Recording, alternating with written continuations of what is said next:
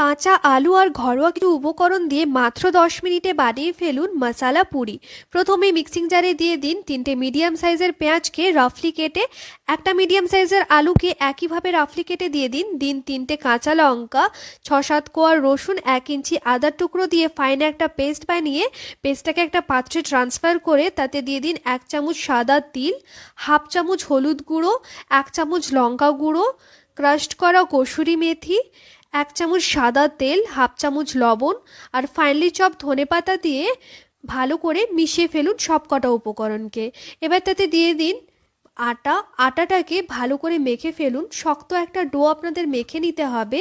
ডোটাকে 5 মিনিট রেস্টে রেখে ডোর থেকে ছোট্ট একটা লেচি কেটে ভালো করে গোল শেপে বেলে নিতে হবে। এবার কড়াইতে তেল গরম করে বেলে রাখা পুরিটাকে দিয়ে ভালো করে ভেজে নামিয়ে নিলেই রেডি হয়ে যাবে মশালা পুরি।